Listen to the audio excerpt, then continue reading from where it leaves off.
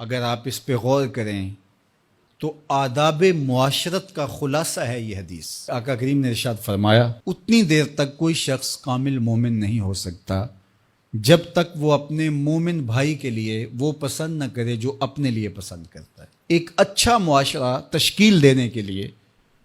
آپ کو کوئی رہنما اصول چاہیے گا تو اس سے بہتر آپ کو کوئی اصول نہیں ملے گا۔ اپنے لیے بہرحال بندہ بہتر ہی چاہتا ہے، تو جب وہ اس مزاج میں ڈھل جائے کہ میں اپنے مومن بھائی کے لیے، اپنے معاشرے کے دوسرے افراد کے لیے بھی وہی چاہوں گا، تو پھر مجھے بتاؤ کہ معاشرے کے اندر پھیلتی ہوئی روحانی بیماریاں، حسد، حقد، بغض، کینہ، نفرت، ایک دوسرے کو نیچا دکھانا، تکبر، رعونت، غرور، یہ ساری چیزیں یہ کہیں آپ کو نظر بھی نہیں آئیں۔ صرف اسی حدیث کو اپنا امام بنا لیا جائے اور اپنا منشور حیات مان لیا جائے۔ محمد بن حنفیہ رضی اللہ تعالیٰ عنہ حضرت علی المرتضیٰ رضی اللہ تعالیٰ عنہ کے فرزند ہیں، لیکن حضرت سیدہ فاطمہ الزہرا سلام اللہ علیہا سے نہیں ہیں،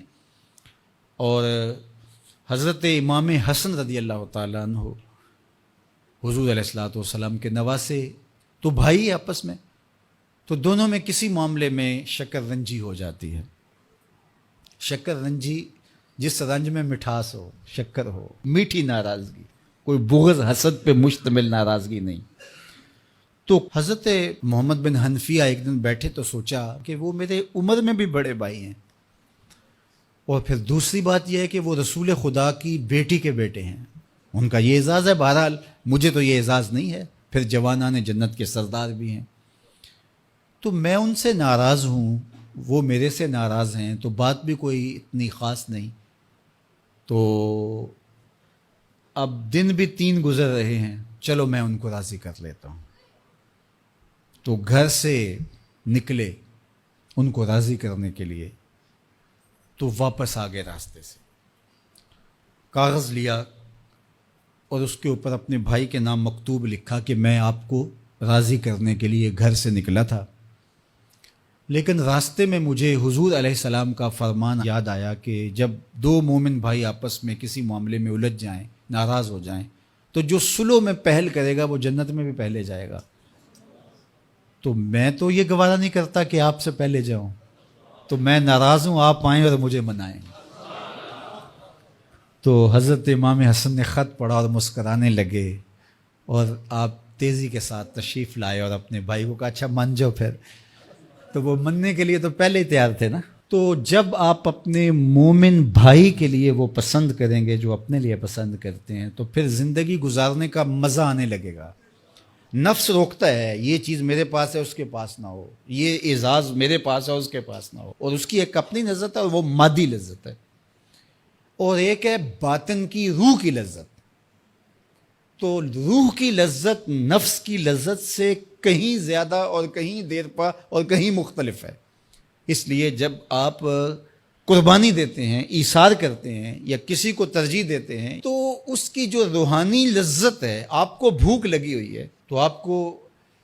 ایک روٹی مل گئی ہے، تو آپ کو ایک ایسا شخص نظر آیا جو آپ سے بھی زیادہ بھوکا ہے، اور آپ کسی نمائش کے لیے نہیں، محض اللہ کے رضا کے لیے اس کو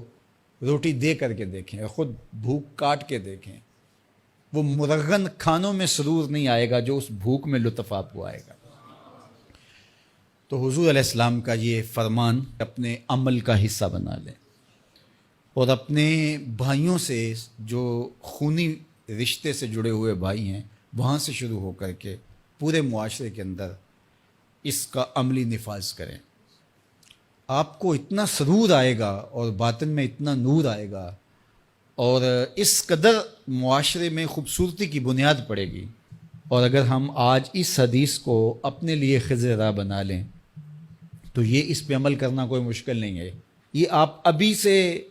جب اٹھیں گے تو اپنے ساتھ والے کو ترجیح دے دیں گے کہ پہلے یہ گزر جائے، تو ابھی سے شروع ہو جائے گا یہ کام۔ تو یہ آپ گھر میں اپنے بچوں کے ساتھ، اپنی بیوی کے ساتھ، روزمرہ کی زندگی میں جہاں ملازمت کر رہے ہیں،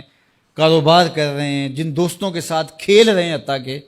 تو یہ وہ چیز ہے کہ اس کا آغاز عمل سے پہلے سوچوں سے شروع ہو جاتا ہے کہ آپ کسی کے لیے اچھا سوچنا شروع کر دیں. جو اپنے لیے سوچتے ہیں وہ اپنے بھائی کے لیے بھی سوچیں. ہمارے بزرگ فرمایا کرتے تھے کہ کسی کے ساتھ دوستی کا ایک حق یہ بھی ہے کہ اس کی آخرت کے لیے سوچا جائے کہ یہ میرا دوست ہے تو دنیا میں میرے ساتھ ہے تو حشر میں بھی جنت میں میرے ساتھ ہو. تو اس کی ہدایت کے لیے اگر نماز نہیں پڑھتا تو اس کو نماز کی طرف لے کر آئیں. اگر اس کے معاملات کے اندر خرابیاں ہیں تو ان کو دور